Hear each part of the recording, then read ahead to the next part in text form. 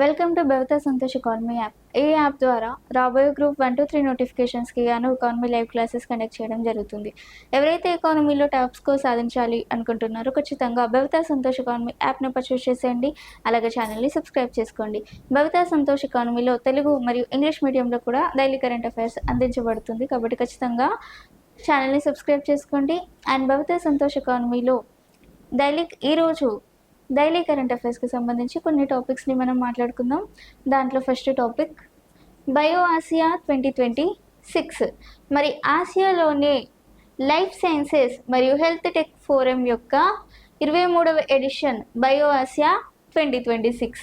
మరి bio Asia 2026 అనేది ఫిబ్రవరి 17 to 18, 2026 వరకు హైదరాబాద్లోని హైటెక్స్ ఎగ్జిబిషన్ సెంటర్లో జరుగుతుందంట. ఇది ఒక లైఫ్ సైన్సెస్ మరియు హెల్త్ టెక్ వారి 23వ ఎడిషన్ ఏంటి బయో ఆసియా 2026. ఇది హైదరాబాద్లోని హైటెక్ ఎగ్జిబిషన్ సెంటర్లో ఫిబ్రవరి 17 to 18 మధ్యన జరగనుంది. మరి ఏ థీమ్తో జరుగుతుంది అంటే మనకి tech bio on lift, artificial intelligence, automation and the biology revolution అనే థీమ్తో జరుగుతుంది. మరి ఇది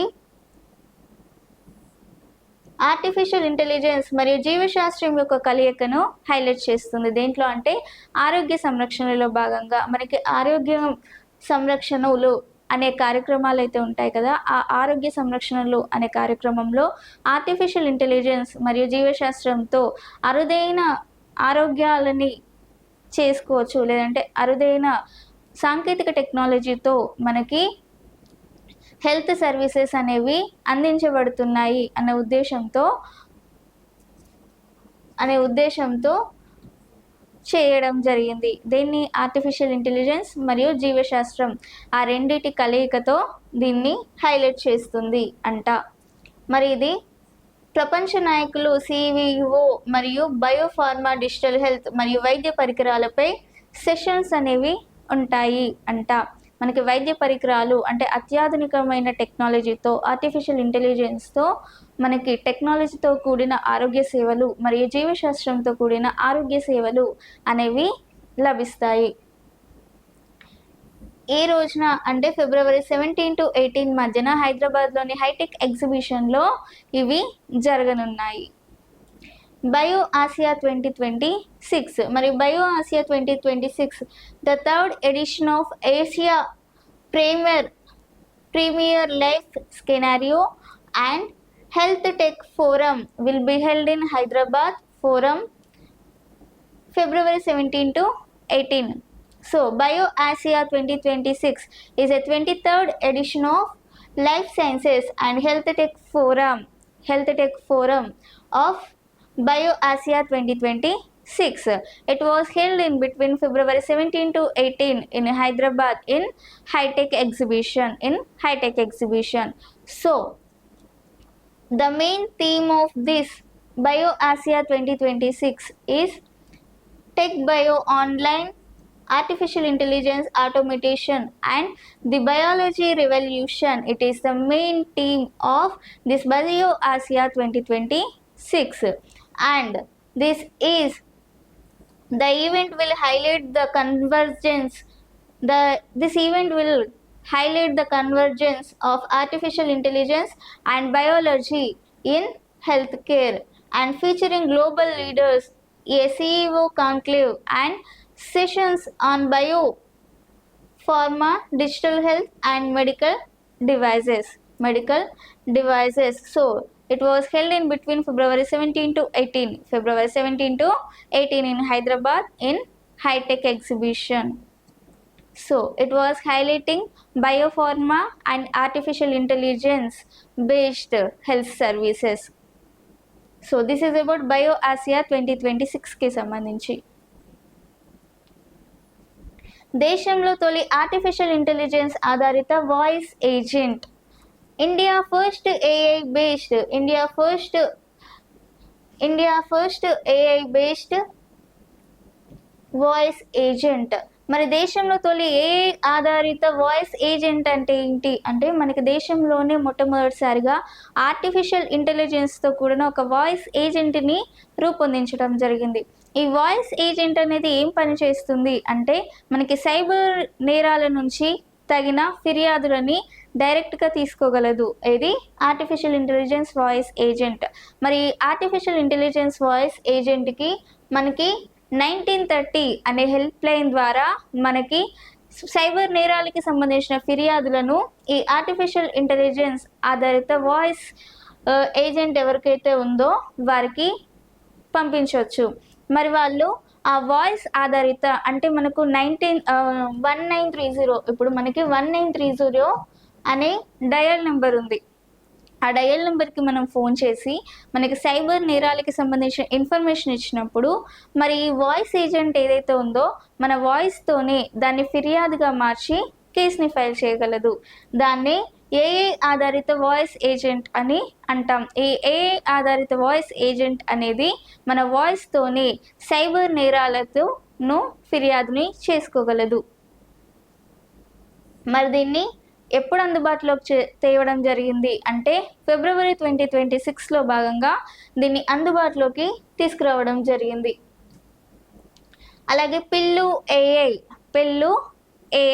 మరి పిల్లు ఏఐ అంటే ఏంటి అంటే మనకి చిన్న మరియు మధ్య తరహా పరిశ్రమలు ఏవైతే ఉన్నాయో వాటిలో తొలి వాయిస్ ఆధారిత బిల్లింగ్ మరియు అకౌంటింగ్ ఆర్టిఫిషియల్ ఇంటెలిజెన్స్ ఏజెంట్గా ఇది నిలిచింది.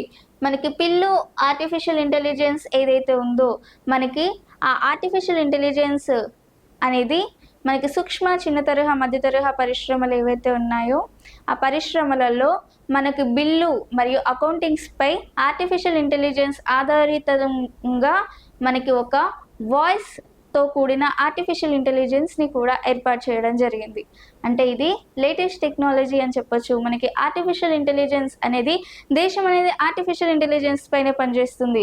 మనం రోజులో ఏ టాపిక్ మాట్లాడుకున్నా ఆర్టిఫిషియల్ ఇంటెలిజెన్స్ టాపిక్ మాత్రం ఖచ్చితంగా వస్తుంది. మనకి ఆర్టిఫిషియల్ ఇంటెలిజెన్స్తో కూడిన వాయిస్ ఏజెంట్ గురించి మాట్లాడినాం. అలాగే ఆర్టిఫిషియల్ ఇంటెలిజెన్స్తో కూడిన పిల్లు ఆర్టిఫిషియల్ ఇంటెలిజెన్స్ గురించి కూడా మాట్లాడినాం. ఈ ఆర్టిఫిషియల్ ఇంటెలిజెన్స్ ఏమో సైబర్ సెక్యూరిటీ వాళ్ళ కోసం అంటే సైబర్ నేరాలను పట్టించడం కోసం. ఈ పిల్లు ఆర్టిఫిషియల్ ఇంటెలిజెన్స్ అదేమో పరిశ్రమలలో బిల్లులని అకౌంటింగ్స్ని చేయడం కోసం ఏర్పాటు చేసిన artificial intelligence.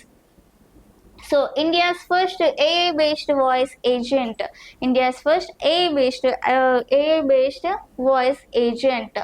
So India has recently introduced several first of third AI based voice agent across different sectors as of February 2026. So in this case AI based voice agents are introduced to India. So first one, Telangana Cyber Security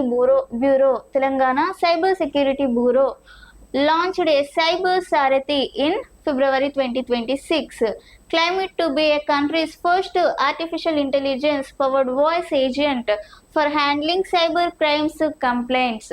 So this artificial intelligence is used to handle cybercrime and cybercrime complaints. So this is a first artificial intelligence based voice agent, and second one is Pillu artificial intelligence. So this Pillu artificial intelligence for medium and small industrial sector, and it is used for billing and accounting, and this is about Pillu artificial intelligence. And the first one is it is used for handling cyber crimes complaints, and two artificial intelligence voice agent. So this Pillu artificial intelligence is also a voice agent, and this is about artificial intelligence ఆధారిత voice agent కి సంబంధించి. Next తూర్పు Jaintia hills Meghalaya, east Jaintia hills Meghalaya.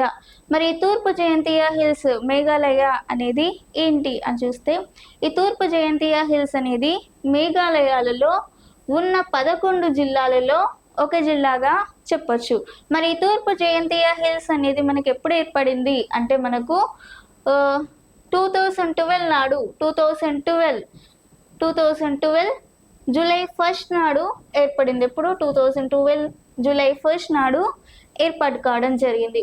మరి ఇక్కడ ప్రధానంగా ఏ తెగల వాళ్ళు ఉంటారు అంటే ప్నార్ తెగలు ఉంటారు. ఏ తెగలు? ప్నార్ తెగలు ఇందులో ఉండడం జరుగుతుంది. మరి ఈ తెగలు అనేవాళ్ళు దేనికి ప్రసిద్ధి అంటే బొగ్గు, సున్నప్రాయి మరియు అక్రమ బొగ్గు గనుల నివారణకు ఇవి ప్రసిద్ధి చెందినవి. ఏవి? తూర్పు జయంతియా హిల్స్ అని చెప్పవచ్చు. ఇవి బొగ్గు మరియు సున్నప్రాయి అలాగే అక్రమ బొగ్గు రవాణాకి ఇవి ప్రసిద్ధి చెందినవిగా చెప్పుకోవచ్చు. మరి ఈ ప్రాంతం బొగ్గు మరియు సున్నప్రాయి నిల్వలకు ఇది ప్రసిద్ధి. ఇక్కడ ప్రధానంగా ప్నార్, వార్స్ మరియు బియాటి తెగలు నివసిస్తున్నారు. ఏ తెగలు? ప్నార్, వార్స్ మరియు బియాటి తెగలు ఎక్కువగా ఇక్కడ నివసిస్తున్నారంట. And east Jaintia hills and one of the 11th district are there in state government of Meghalaya. So this Eastern Jayantiya Hills was formed on 2012 on July 31st. 2012 on July 31st. So the region which is predominantly inhabited by the Pnar tribes. So it was established it was formed on 2012 July 31st. So major resources are there in this Meghalaya is the region is known for its resource of coal and limestones. So major resources in Eastern Jayantiya is what? The major resources in Eastern Jayantiya is coal and limestones. It is mainly inhabited by the Pnar, Vars and Biate tribes. It mainly inhabited by which tribes? Pnar, Vars and Biate tribes. And this is about Eastern Jayantiya Hills, Meghalaya. అబుదాబిలో Russia Ukraine చర్చలు. Next topic ఏంటి? అబుదాబిలో Russia Ukraine చర్చలు. మరి అబుదాబిలో Russia Ukraine చర్చలు అనేవి ఎందుకోసం జరిగినాయి అంటే మనకు తెలుసు, రష్యా మరియు ఉక్రెయిన్లపై నిరంతరంగా యుద్ధాలు అనేవి జరుగుతున్నాయి. మరి రష్యా మరియు ఉక్రెయిన్లపై యుద్ధాలను తగ్గించాలి, అలాగే వారిపై శాంతియుతంగా చర్చలు జరగాలి అన్న ఉద్దేశంతో మీడియేటర్గా మనకి అమెరికా రావడం జరిగింది. అమెరికా మధ్యవర్తిత్వంతో మనకి రష్యా ఉక్రెయిన్ల మధ్య చర్చలు జరిగినాయి. మరి ఈ చర్చల్లో భాగంగా అక్కడ ఖైదీలను వారు మార్చుకోవడం జరిగింది. మరి ఎంతమంది ఖైదీలను మార్చుకున్నారు అంటే దాదాపుగా 300 మందికి పైగా అక్కడి ఖైదీలను ఇటు ఖైదీలను అటు మార్చుకోవడం జరిగింది. మరి ఎందుకోసం అంటే రష్యా మరియు ఉక్రెయిన్లపై యుద్ధాలు ఏవైతే ఉన్నాయో ఆ యుద్ధాలని ఆపించడానికి, అలాగే ఇరు దేశాల మధ్య ఖైదీలు ఎవరైతే ఉన్నారో వారిని మార్చుకోవడానికి, అలాగే వారి మధ్య చర్చలు అనేవి శాంతియుతంగా జరగాలి అన్న ఉద్దేశంతో మనకి అమెరికా మధ్యవర్తిత్వంతో రష్యా ఉక్రెయిన్ల మధ్య చర్చలు జరగడం జరిగినాయి. So Russia-Ukraine discussions in Abu Dhabi. So in this case, key piece to the exchange between Russia-Ukraine representatives brokered by the United States. So exchange between Russia-Ukraine representatives brokered by United Nations and took place in Abu Dhabi in early February 2026. The talks are seen as effort to reduce tensions and stops the wars. The talks are seen as efforts to reduce tensions and stop the war. So the main aim of Russia-Ukraine discussions in Abu Dhabi is to stop the wars and also reduce the tensions on both countries. So in that case, America was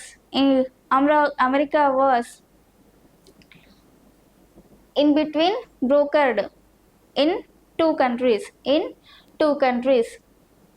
So trilateral talks were held in between representatives of Ukraine, Russia, and United States, with Ukraine describes as productive. So trilateral talks were held. Trilateral talks were held in between which countries?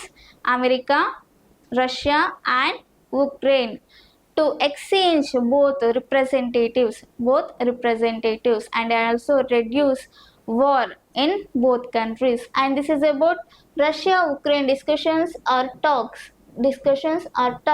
in Abu Dhabi. Next భారతీయ టీచర్కి global prize to Indian teacher. మరి భారతీయ టీచర్కు global praise అంటే మరి ఎవరికి లభించింది అంటే మనకి ముంబైకి చెందిన ఒక కళాకారిణి, అలాగే సామాజిక కార్యకర్త అయిన రూబెల్ నాగి. మనకి ముంబైకి చెందిన కళాకారిణి అలాగే సామాజిక కార్యకర్త రూబెల్ నాగికి భారతీయ టీచర్కు గ్లోబల్ ప్రైజ్ లభించడం జరిగింది. మరి ఈవిడ ఒక కళాకారిణి అలాగే ఒక సంఘ సంస్కర్త. ఈవిడ మురికివాడల్లో ఉన్న గోడలు ఏవైతే ఉన్నాయో, గోడలైతే ఏవైతే ఉంటాయో ఆ మురికివాడల్లో ఉన్న గోడలకి విద్యకి సంబంధించిన బొమ్మలను గీసి పిల్లలను చదువుకునేందుకు వీలుగా చేయడానికి కృషి చేసింది. మరి ఈవిడ కృషికి గాను ఈవిడకి గ్లోబల్ ప్రైజ్ పురస్కారాన్ని అందించడం జరిగింది. అంటే పిల్లల్లో చదువుకోవాలి అనే ఆసక్తి కల్పించడానికి గోడలపై విద్యకి సంబంధించిన చిత్రాలను చిత్రించినందుకు గాను ఇచ్చిన పురస్కారం. మరి ఈ పురస్కారాన్ని ఎక్కడ అందించారు అంటే మనకి దుబాయ్లో జరిగిన వరల్డ్ గవర్నమెంట్ సమ్మిట్లో అందించారు. మరి ఈ పురస్కారానికి దాదాపుగా 1 మిలియన్ పురస్కారాన్ని అందుకున్నారు. మరి ఈ పురస్కారంలో భాగంగా ఎంత ప్రైజ్ మనీని అందించారు అంటే 1 మిలియన్ ప్రైజ్ మనీని అందించడం జరిగింది. 1 మిలియన్ ప్రైజ్ మనీ అంటే దాదాపుగా 8.4 కోట్ల వరకు ప్రైజ్ మనీని అందించడం జరిగింది. So rouble Nagi got an award of global prize. So global prize to India teacher. So and Rubel Nagi belongs to Mumbai, and she is an artist and also social activist. So Rubel Nagi was awarded the Global Teacher Prize 2026 at the World Government Summit in Mumbai. So she was awarded Global Prize in 2026 at World Government Summit in Dubai. So she received 1 million for her Living Walls of Learning Initiative. So she received 1 million for her Living Walls of Learning Initiative. So in this case, she got an award of Global Prize.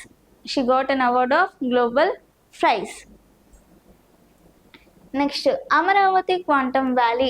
మరి Amaravati quantum valley అనేది దీని యొక్క శంకుస్థాపన అనేది తొందరగా జరుగుతుంది. దీని యొక్క అమరావతి క్వాంటమ్ వ్యాలీ అనే పనులు అనేవి వేగవంతం అయ్యాయి. మరి దీనికి సంబంధించిన అమరావతి క్వాంటమ్ వ్యాలీకి సంబంధించిన శంకుస్థాపన అనేది రీసెంట్గా జరగడం జరిగింది.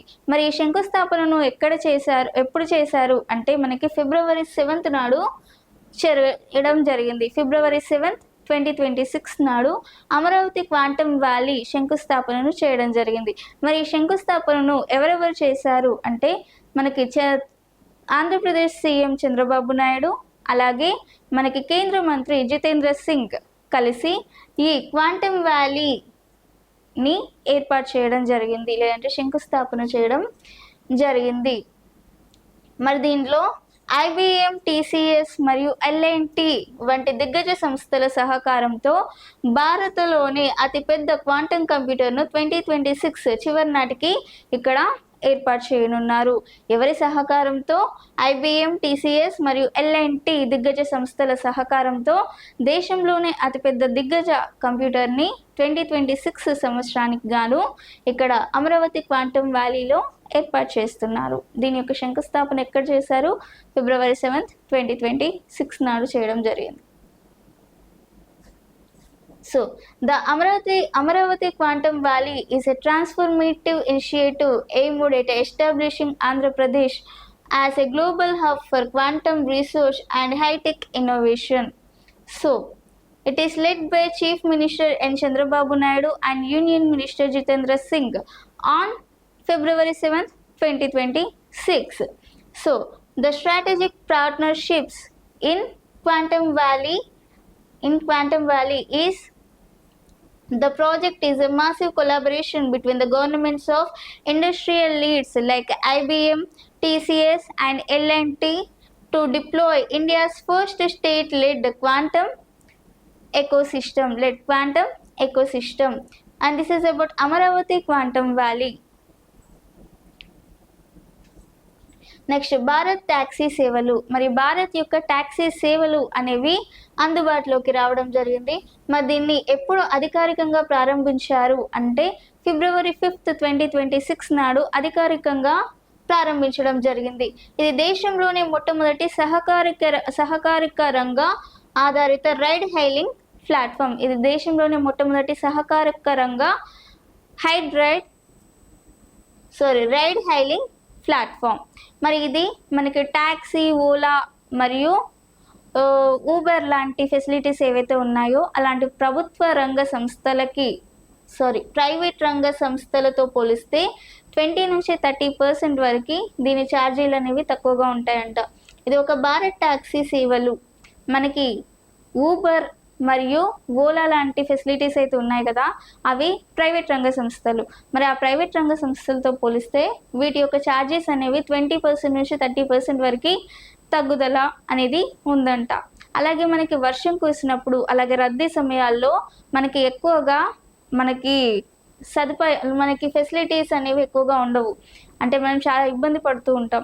మరి అలాంటి ఇబ్బంది ఏమీ లేకుండా ఈ భారత్ ట్యాక్సీస్ని రూపొందించారు అని చెప్పుకురావడం జరిగింది. సో రద్దీ సమయంలో లేదా వర్షం పడినప్పుడు పెరిగే సర్జ్ ప్రైసింగ్ భయం లేకుండా ఈ యాప్లో ఉండదు. మనకి సర్జ్ ప్రైసింగ్ భయం అనేది ఈ యాప్లో ఉండదట. మనకు వర్షం పడినప్పుడు, ఎండ కొట్టినప్పుడు ఈ సర్జ్ ప్రైసింగ్ భయం అయితే ఇందులో ఉండదంట. On February 5, 2026, the Union Home and Cooperation Minister launched a Bharat Taxi, India's first cooperative-led ride-hailing platform. It is designed as homegrown alternative to private services like Ola and Uber and operating under the philosophy of Sarathi Malik. So, Bharat Taxi offers several key features for passengers, including low fares and the absence of surge pricing. Passengers can choose from various vehicles options like B, taxis, auto, knickers, and different cab categories and etc. And this is about Bharat Taxi services. Next, and ఇది ఈరోజు daily current అఫైర్స్కి సంబంధించి. మీకు ఇలాంటి topics ఇంకా కావాలి అనుకుంటే ఖచ్చితంగా భవిత Santosh economy యాప్ని పర్చేస్ చేసేయండి. అలాగే ఛానల్ని సబ్స్క్రైబ్ చేసుకోండి. Thank you.